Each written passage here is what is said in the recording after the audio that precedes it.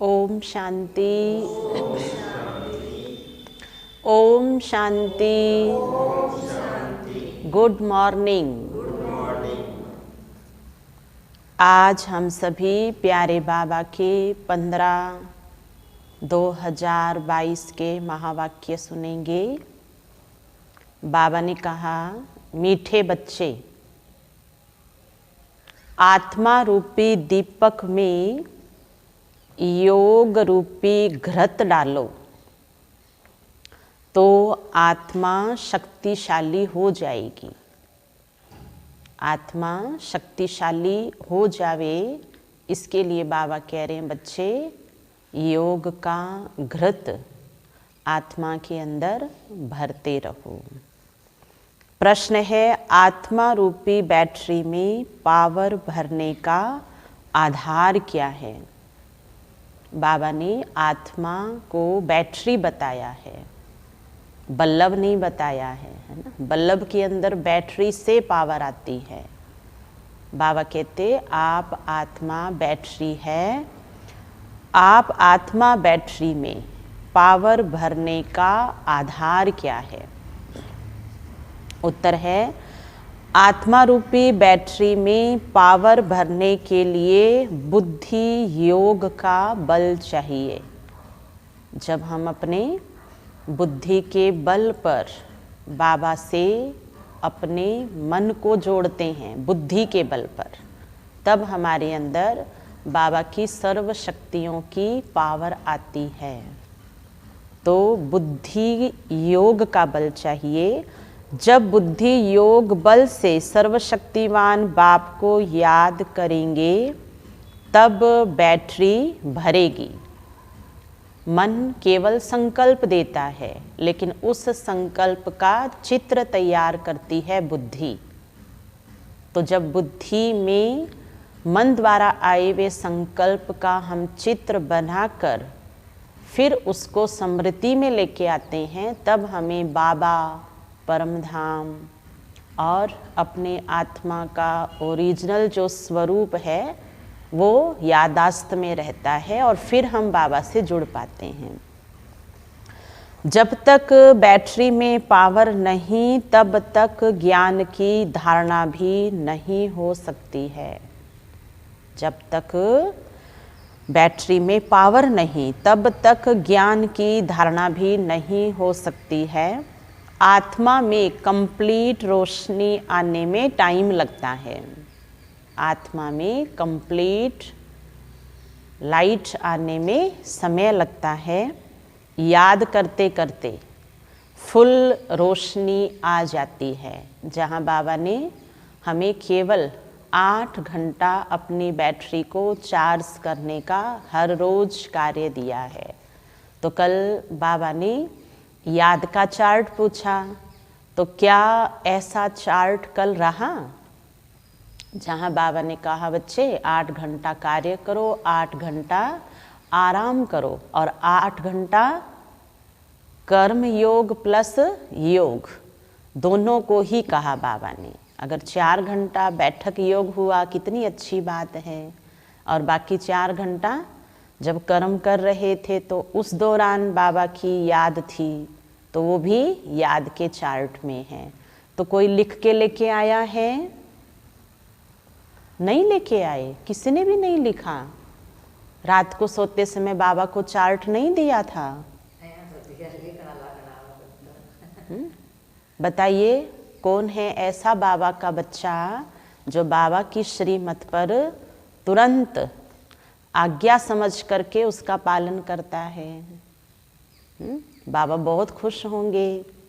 और आज भी बाबा ने यही कहा है कि बच्चे, याद की यात्रा को बढ़ाना होगा, क्योंकि कमज़ोर बैटरी शरीर का संचालन नहीं कर सकती है। कमज़ोर बैटरी कर्म और योग का बैलेंस रख करके नहीं चल सकती है ना। योग के प्रयोग में सफलता नहीं है, कर्म का फल है ना अच्छे वाला नहीं आ रहा है, वाचा सेवा का रिजल्ट नहीं आ रहा है, तो उसका कारण है योग की कमी।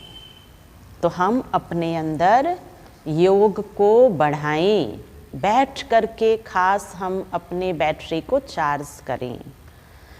गीत है, रात के राही थक मत जाना, सुबह की मंजिल दूर नहीं। हमारी ये यात्रा द्वापर युग से शुरू हुई थी, जब हमने प्यारे बाबा ज्ञान सूर्य को, पावर हाउस को अपनी आत्मा बैटरी से जोड़ने के अनेक प्रकार के प्रयास किए। और अब तो साक्षात बाबा सर्वशक्तिवान, सर्व शक्तियों के वरदान लेकर के मेरे सामने हाजिर है। अब तो मुझे अपने मन बुद्धि को बार बार एकाग्र करके, समय खुद का निकाल करके आत्मा को इन दोनों के द्वारा भरपूर करना है। बाबा कह रहे हैं, बच्चे थक गए क्या ज्ञान योग करते करते, राजयोगी जीवन जीते जीते थक गए? बाबा कहते, मेरा ज्ञान और मेरा प्यार कमजोर नहीं है।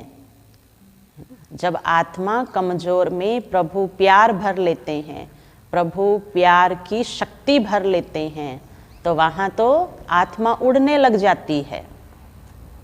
आत्मा नहीं कह सकती है कि शरीर से भी थक गए, पुरुषार्थ करते करते भी थक गए हैं, अब सुबह आई की आई। आज बाबा ने सतयुग की बहुत सुंदर मुरली में चर्चा की है ना, जो लक्ष्य मेरा है वो अब आ रहा है। ओम शांति।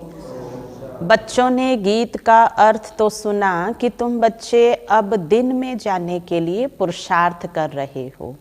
नई दुनिया में तो रोशनी ही रोशनी है।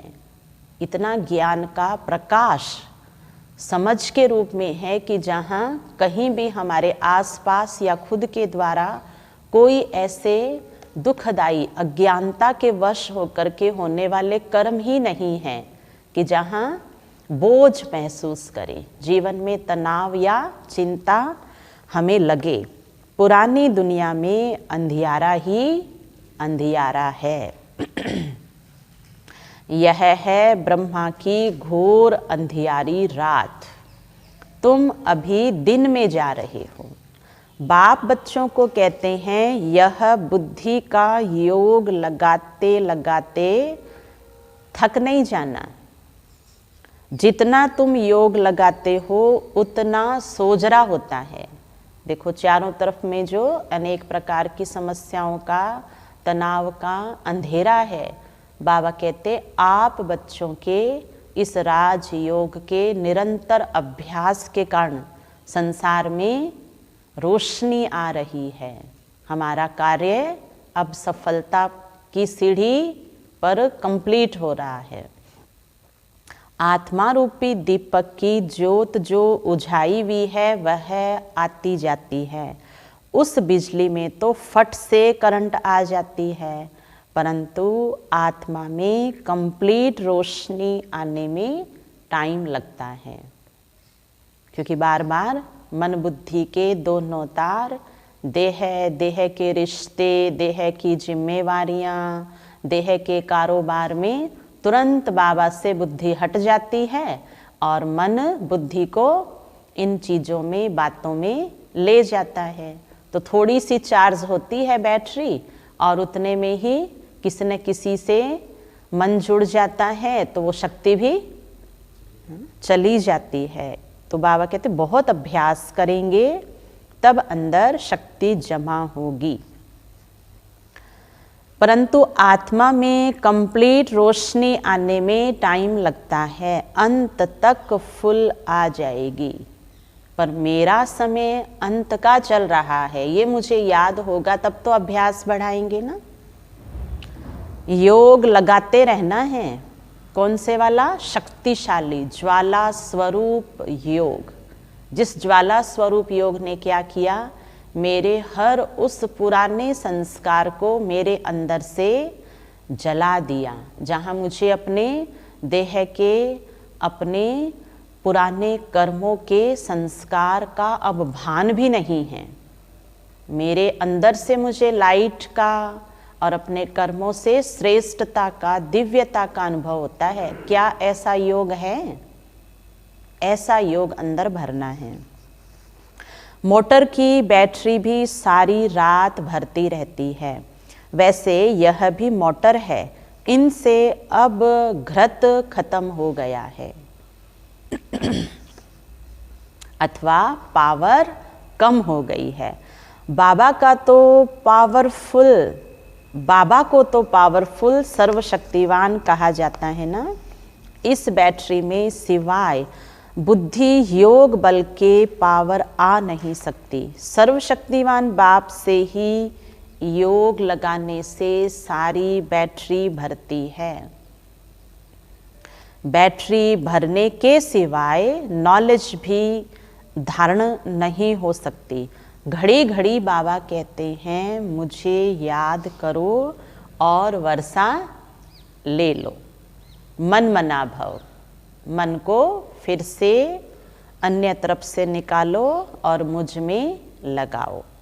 कितनी सहज बात है। मनुष्य तो राम राम का जाप करते रहते हैं और चाहते हैं कि ये राम का नाम जाप पूरा होगा और हम राम राज्य में चले जाएंगे, परंतु ऐसे जैसे वो राम राम का जाप रटते हैं, ऐसे राम राम जपने से राम राज्य थोड़ी ही होगा। राम जैसे कर्म करने होंगे, राम जैसा अपना मन बनाना होगा, तब जाएंगे। ऐसा राम राम तो जन्म जन्मांतर बहुत करते आए, गंगा के कंठे पर बैठकर। यह तो कोई को पता ही नहीं, तो राम राज्य किसको कहा जाता है। जरूर राम ही राम राज्य बनाएंगे, है ना। राम के जो राम हैं, निराकार राम, दशरथ बेटा राम, 2 हो गए ना, वैसे 4 हैं। तो बाबा कहते मैं निराकार राम जो राम राज्य में राम की दुनिया बना रहा हूँ, वहाँ चलने के लिए आपको वहाँ जैसी संस्कृति और संस्कार तो अपनाने होंगे।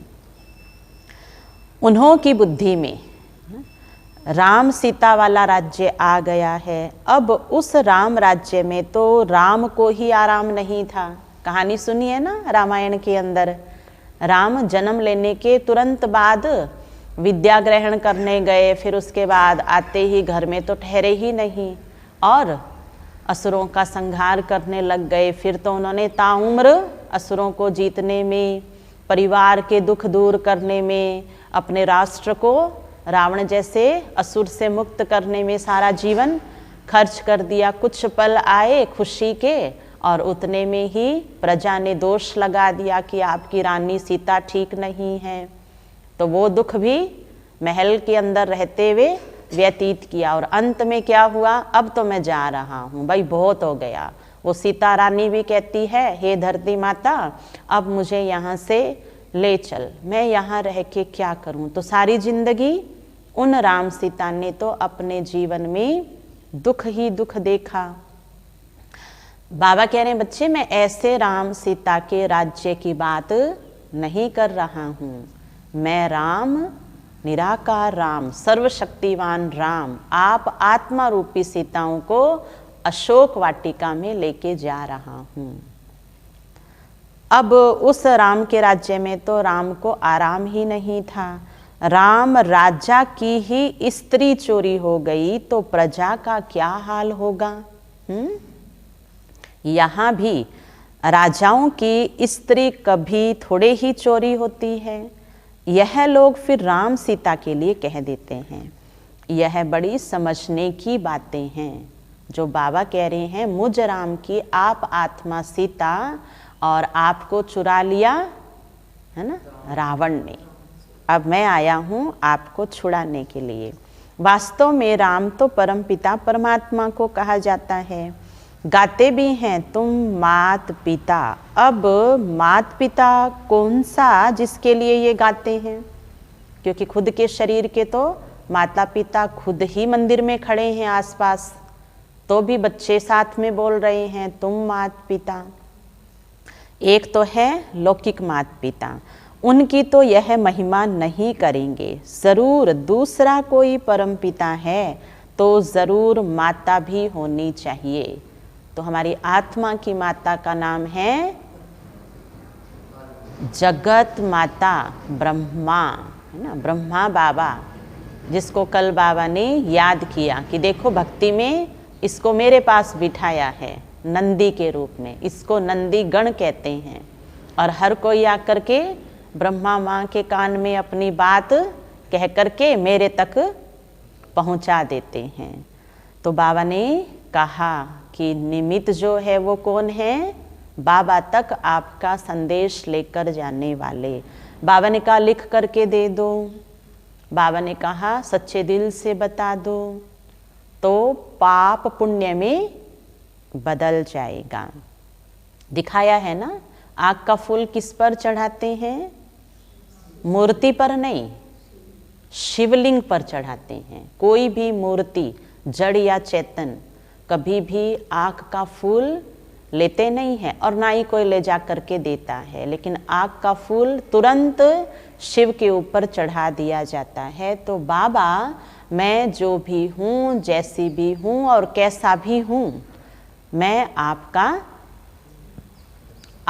हूँ, आपका बच्चा हूँ। तो फिर बाबा कहते हैं देखो बच्चा आया है मेरे पास, मन बुद्धि से मान रहा है, तो अब मैं इसको कमल का फूल, गुलाब का फूल बना दूंगा और फिर यहाँ नहीं रखूंगा, फिर राम राज्य में भेज दूंगा। तो ऐसे माता पिता की बात चल रही है, पारलौकिक माता पिता की।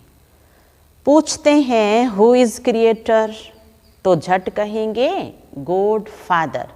लेकिन किसकी रचना रचते हैं? आत्मा की नहीं, हेवनली गॉड फादर, स्वर्ग बनाने वाला हमारा परम पिता। कहते ना तुम मात पिता हम बालक तेरे, तुम्हारी कृपा से सुख घनेरे। तो सुख है सतयुग में, हमारा सतयुग आ रहा है, ऐसा सतयुग बाबा लेके आ रहे हैं। तो सिद्ध है कि वो माता पिता, परम पिता परमात्मा हम आत्माओं के हैं। इस समय हम बच्चों को बाप द्वारा सुख घनेरे मिल जाते हैं, फिर एक माता पिता हो जाता है। पारलौकिक माता पिता द्वारा सतयुग की प्रारब्ध में सुख घनेरे मिलते हैं, उस माता पिता का ही गायन है। इसलिए अपने लौकिक माता पिता की फर्ज अदाई करते पारलौकिक पिता से अपना वर्षा लेना है। फिर भी ऐसे बाप को बच्चे याद करना भूल जाते हैं। तुम बच्चों को तो सबको बाप का परिचय देना है कि बाबा आया है। कल बाबा ने सेंसिबल की परिभाषा बताई, याद तो होगी ना कल की पढ़ाई? हाँ बताइए, स्टूडेंट बन के बैठो। बाबा ने कल सेंसिबल का अर्थ बताया कि वो ज्ञान सुनाने में होशियार नहीं है, वो भाषण करने में होशियार नहीं है। वो बहुत अच्छी सेवा करते हैं, अच्छे वीआईपीज को लेकर के आता है, वो सेंसिबल नहीं है। बाबा ने कहा जो तुरंत किसी से भी मित्रता करके और मेरे से दोस्ती करा देवे, सेंसिबल वो है जो इस संसार में आत्माएं जिस लक्ष्य को पाना चाहती है, जिस परमात्मा की शरण में आना चाहती है, भटके हुए मन और बुद्धि वालों को विश्राम चाहिए, जो बाबा की गोदी में उनको ला करके विश्राम दिला देते हैं, ऐसे बच्चों को बाबा ने कहा सेंसिबल हैं। ऐसे ना, सेंसिटिव नहीं, कोमल और नाजुक छुई मुई के पेड़ जैसे नहीं, लेकिन समझदार, जो बाप का परिचय अपने नैनों से, अपने वाणी से, अपने कर्मों से, अपने व्यवहार से, अपने चलन से, एक बोल से अगले को प्राण दान दे देवे और प्राणेश्वर बाबा से मिला देवे। है मेरे में इतनी ताकत? क्या मैं ऐसा बन गया हूँ? बन रहे हैं, तो कितना समय लेंगे बनने में? अंत घड़ी आ गई है और अभी तक प्यासी आत्माओं की प्यास नहीं बुझाई है। तो आज इसका प्रैक्टिकल कोई करके देखना अभ्यास कि क्या मेरे में ये शक्ति है, सेंसिबल की भाषा है, जिसने दूसरे से ऐसी मित्रता कर ली संकल्पों के द्वारा, वाणी के द्वारा, जो उसको बाप से जोड़ दिया। हमेशा शिव बाबा और ब्रह्मा बाबा कहते हैं, प्रजापिता का तो नाम वाला है शिव बाबा, ब्रह्मा बाबा।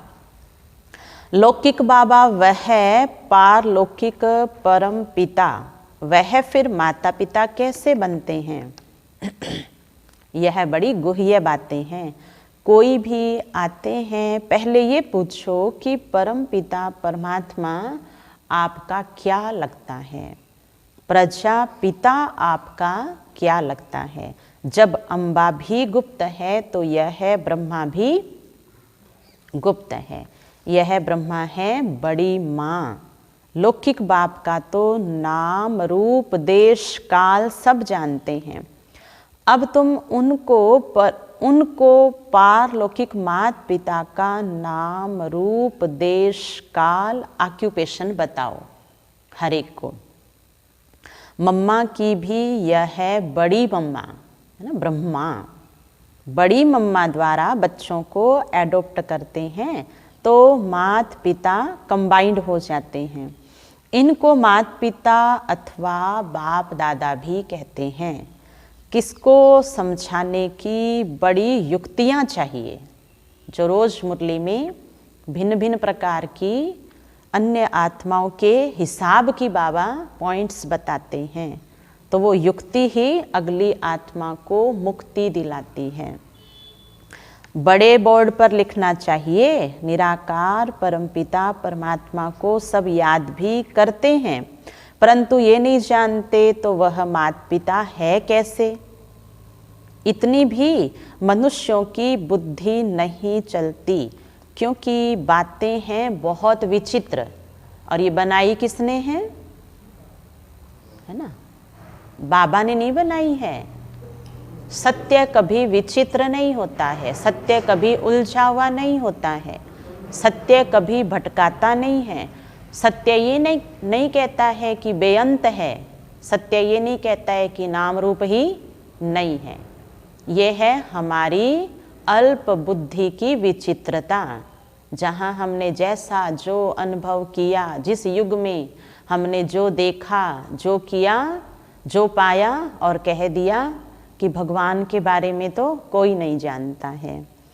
तो बाबा कहते ये बुद्धि मनुष्यों की बड़ी विचित्र हो गई है, तो विचित्र बुद्धि को ठीक करते हैं बाबा, सद्बुद्धि देते हैं। और बाबा कई बार कहते हैं, बच्चे अब जज करो राइट क्या है और रॉन्ग क्या है। तो राइट है मैं आत्मा हूँ, और राइट क्या है, परमात्मा अलग है मेरे से, परम धाम निवासी है, अब आया है और मुझे वर्षा दे रहा है। आत्मा कहती है ओ परमपिता परमात्मा, वह भी है आत्मा परंतु सुप्रीम है। सुप्रीम माना परम, वह परम धाम में रहने वाला है, आया देश पराए। वह खुद तो जन्म पुनर्जन्म में नहीं आते, आकर के हम बच्चों को पतित जन्म पुनर्जन्म से छुड़ाते हैं। इसलिए कहा लिबरेटर, दुख हरता सुख करता। अब कोई बहुत बीमार है और सीरियस है, उसकी तमन्ना तो होती है ना कि मुझे जीना है और जीना है।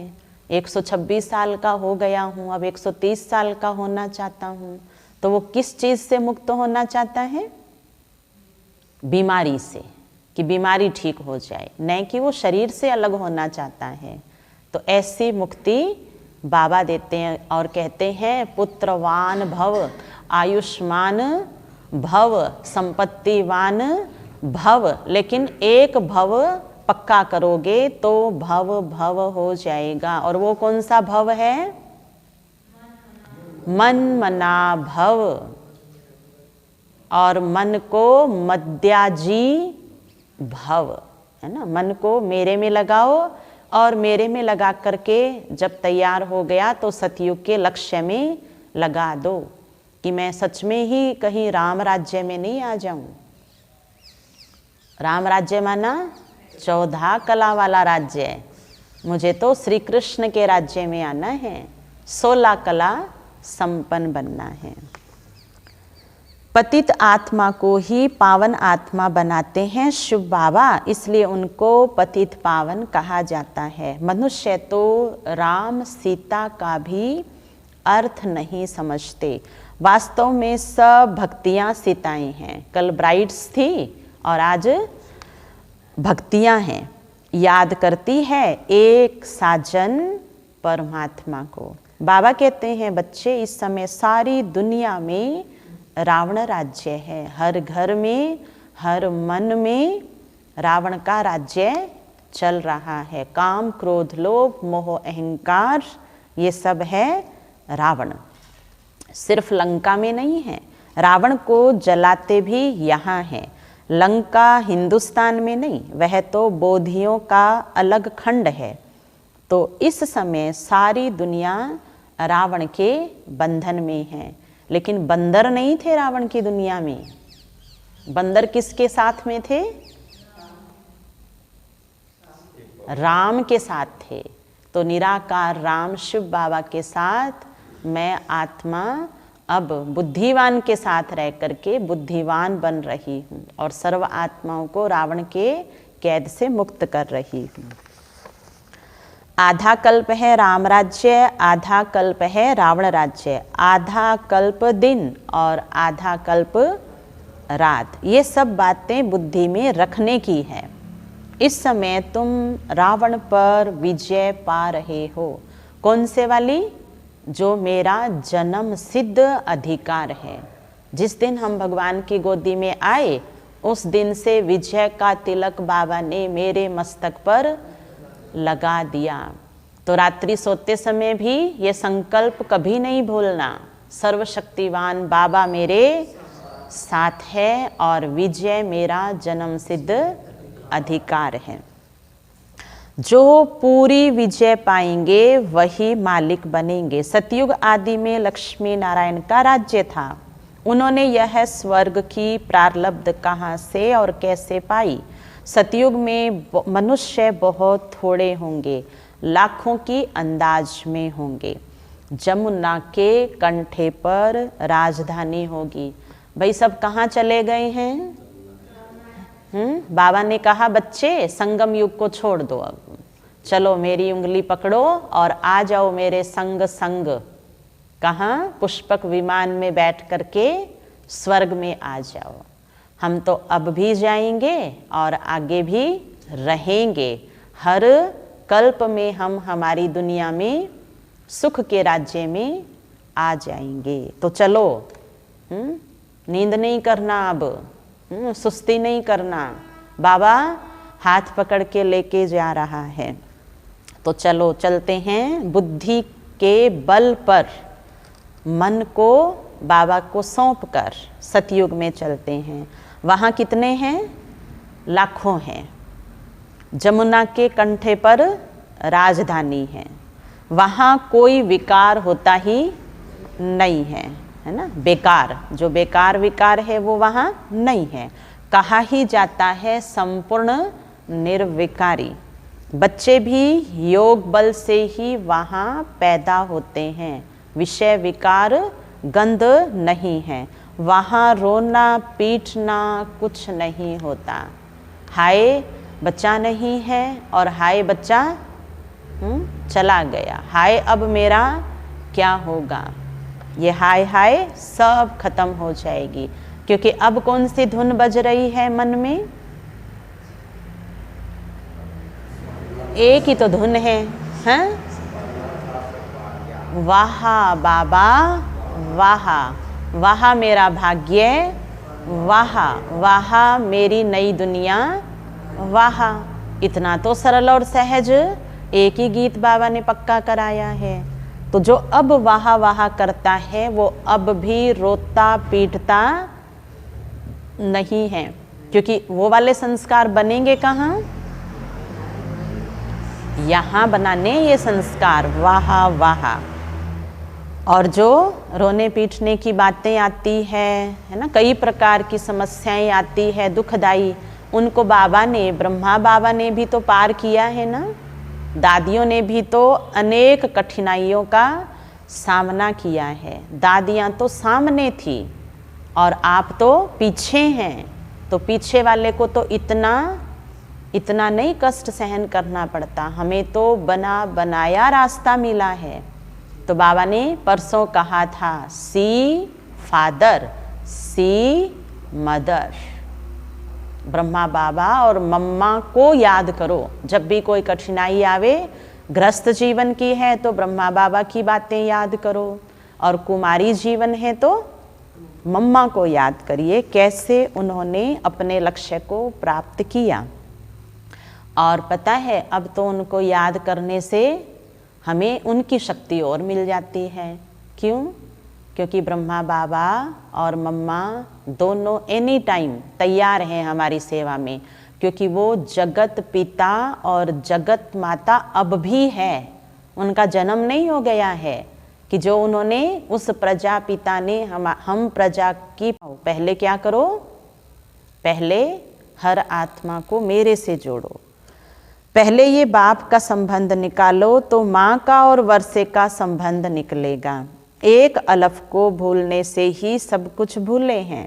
रावण ने पहले अलफ से ही भुलाया है, फिर अलफ की मदद से हम रावण पर जीत पाते हैं।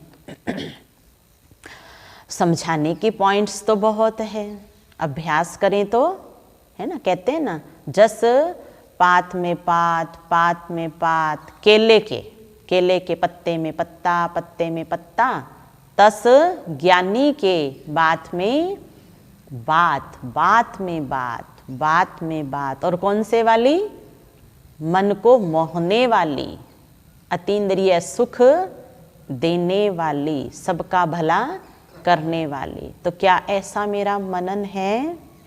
ऐसे मेरे मन के अंदर शक्ति है जो मेरे बोल के लिए दुनिया तरस रही है। मैं बोलूं वो तैयार हैं, जब भी बोलूं वो तैयार है कि आप चुप मत हो, बोलते जाओ। क्या ऐसा मेरे पास अभ्यास है, मनन चिंतन है? या मुझे तो ये कहते हैं आप तो बोलना ही मत, आप तो वहाँ पर चुप ही रहना, आप तो बनी बात को भी बिगाड़ देते हो। कौन सा टाइटल है? यही वाला है? नहीं, ये तो खराब टाइटल है। फिर बाबा मीठे बच्चे बोलेगा हमें? नहीं कहेगा। बाबा कह रहे हैं बच्चे समझाना सीखो। बाबा इतना अच्छा समझाते हैं तो वाह वाह निकलती है ना। प्रदर्शनी में मुख्य बात अलफ की समझानी है। अलफ के बाद ही बेते आता है। अलफ को नहीं समझा तो कुछ नहीं समझेंगे, कितना भी भल माथा मारो। परम पिता परमात्मा है तो पिता से वर्षा मिलता है। बाबा का वर्षा मिला तो वर्षे के हकदार बन ही जाते हैं और कहने लग जाते हैं, किसका बाबा? मेरा बाबा। जब तक नहीं सुनाया तो कहेंगे तेरा बाबा, और जब उन्होंने अनुभव कर लिया तो कहेंगे मेरा बाबा और हमारा बाबा। त्रिमूर्ति पर समझाना कितना सहज है। ऊपर में बाप खड़ा है, नीचे लक्ष्मी नारायण वर्षा, यह विष्णु खड़ा है। बाबा कहते हैं मुझे याद करो तो ये वर्षा पाएंगे। खेलेंगे कूदेंगे खाएंगे पिएंगे तो होंगे खराब, पढ़ेंगे लिखेंगे, मन से बाबा को देखेंगे, बाबा से बातें करेंगे तो बन जाएंगे नवाबों के नवाब, है ना, डबल ताज के मालिक। डबल ताज है ना, डबल ताज सतयुग का भी है और सिंगल ताज द्वापर का भी है। कभी गौर किया है बाबा बार बार क्यों कहते हैं पढ़ाई अच्छी तरह से पढ़ो, 8 घंटे का योग का चार्ट बढ़ाओ, पूरा करो, क्योंकि राजाई चलती है कलयुग के अंत तक। तो सतयुग का मैं राजा, त्रेता का मैं राजा। और द्वापर युग में भी सिंगल ताज वाला मैं राजा, और कलयुग में भी जब तक कलयुगी राजाई चले तब तक मैं राजा, और संगम पर भगवान की गोदी में लाडला राजा बच्चा। बाबा क्या कहते हैं? खुशी नहीं हो रही है कई बच्चों को तो सुन करके, ऐसा क्यों? खुशी होनी चाहिए ना कि मैं हर जन्म का ही राजा, भगवान की प्रॉपर्टी का भी मालिक। राजा माना मालिक, मालिक कम नहीं होता है। मालिक ने आदेश दिया और अगले को करना ही होगा। तो मैं संगम पर भी राजा, हर श्रीमत का पालन करने में मैं राजा, तो आगे बनूंगा मैं राजा। इसकी बात बाबा कर रहे हैं। बच्चे कहते बाबा आप तो निराकार हो, तो बाप कहते बच्चे तुम भी तो, तभी तो आपकी और मेरी दोस्ती हुई है, तुम भी निराकार हो। आप कैसे वर्षा देंगे? बच्चे मैं इन द्वारा, ब्रह्मा द्वारा देता हूँ, जो आवे उनको इस बात पर ही समझाओ। मूल बात है त्रिमूर्ति की। त्रिमूर्ति ब्रह्मा का तो कोई अर्थ ही नहीं, समझाना है। ये निराकार शिव बाबा, उनको ही ज्ञान का सागर कहा जाता है। फिर ये वर्षा है, त्रिमूर्ति का चित्र बाबा कह रहे हैं सबको सुनाना है। यह ब्रह्मा तो मनुष्य है, जब संपूर्ण बनेंगे तो देवता कहलाएंगे। यह तपस्या कर फिर देवता बनते हैं ब्रह्मा बाबा। इन ब्रह्मा कुमार कुमारियों को भगवान सिखलाते हैं, और ब्रह्मा द्वारा सिखला करके, सिखा करके और देवता बना देते हैं। चित्रों पर अच्छी रीति समझाना है, समझानी बहुत सहज है। ब्रह्मा बाबा के द्वारा शिव बाबा हमें स्वर्ग का वर्षा दे रहे हैं। अच्छा मीठे मीठे सिखी लदे बच्चों प्रति माता पिता बाप दादा का याद प्यार और गुड मॉर्निंग। रूहानी बाप की रूहानी बच्चों को नमस्ते। हम रूहानी बच्चों की रूहानी बाप दादा को याद प्यार गुड मॉर्निंग, नमस्ते नमस्ते नमस्ते। मेरे बाबा, मीठे बाबा, प्यारे बाबा, आपका शुक्रिया, बहुत बहुत शुक्रिया। धारणा का सार। अलफ की याद से रावण माया पर जीत पानी है। सबको अलफ का परिचय देना है। याद की यात्रा में बैठना है। बैठेंगे तो पता चलेगा कि यात्रा कैसी है। बैठे से पहले ही थकना नहीं है ना। किसी भी कार्य को करने के बाद पता चलता है ना कितना रह गई है और कितना याद की यात्रा मजबूत हो गई है। कार्य किए बिना आंकलन नहीं। याद की यात्रा में थकना नहीं है। अपनी बैटरी को चार्ज करने के लिए सर्वशक्तिवान बाप को याद करना है, क्योंकि उसके अलावा मेरी और कोई भी मनुष्य के द्वारा, किसी भी मनुष्य के द्वारा, साधनों के द्वारा मेरी आत्मा को पावरफुल कोई नहीं बना सकता है। ये याद की यात्रा सर्वशक्तिवान के साथ है, तभी मैं आत्मा बलशाली हूँ, तभी मैं आत्मा तूफानों का सामना कर सकती हूँ। वरदान। एक बाप की याद द्वारा एक रस स्थिति का अनुभव करने वाले सार स्वरूप भव। एक बाप की याद द्वारा एक रस स्थिति का अनुभव करने वाले सार स्वरूप भव। जैसे कहते हैं ना, बीज में पानी डालो तो पूरे वृक्ष को मिल जाता है। तो एक मेरे बाबा का अर्थ है मेरे सारे रिश्ते एक के साथ हैं। मुझे हर एक संबंध का रस बाबा से मिलता है। माता पिता गुरु सखा स्वामी, है ना, हर रिश्ता छोटा बड़ा जो भी है वो कौन है? सिर्फ और सिर्फ मेरा बाबा। मेरा तो शिव बाबा एक, दूसरा ना कोई। इसका अर्थ है मैंने अपना नाता बीज से जोड़ लिया। तो बीज में तो फिर सारा संसार ही आ गया। फिर तो मैं जल्दी से आत्मा बन जाऊंगी और आत्मा बन के पूरे विश्व की आत्माओं की परवरिश करने लग जाऊंगी, विश्व कल्याणी बन जाऊंगी। तो उसमें तो फिर सारे ही रिश्ते, नाते, संबंध निभ जाएंगे। तो बाबा कहते हैं मुझ एक से ही सर्व रिश्ते जोड़ो। इसको कहते हैं एक रस स्थिति। विस्तार है, एक रस स्थिति में रहने की सहज विधि है एक की याद। एक बाबा दूसरा ना कोई। जैसे बीज में सब कुछ समाया हुआ होता है, ऐसे बाप भी बीज है जिसमें सर्व संबंधों का, सर्व प्राप्तियों का सार समाया हुआ है। एक बाप को याद करना, बाप टीचर सतगुरु के रूप में, अर्थात सार स्वरूप बनना।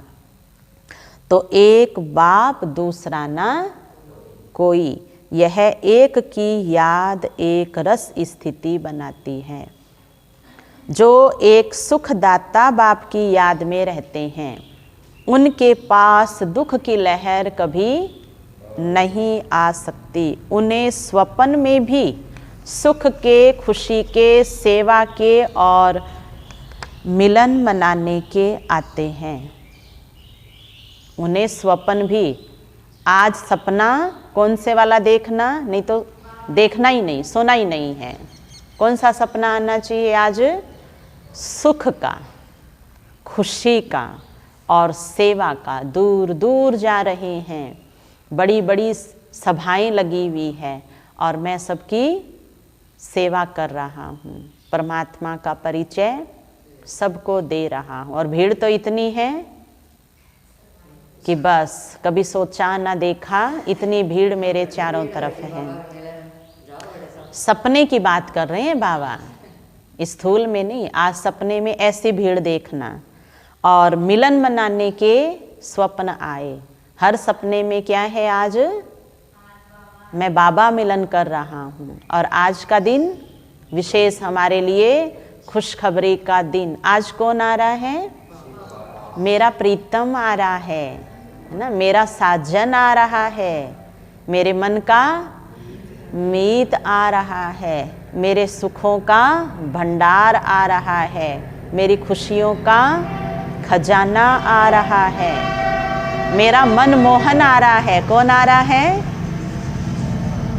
मेरा मुरलीधर आ रहा है, मेरा प्राणेश्वर आ रहा है।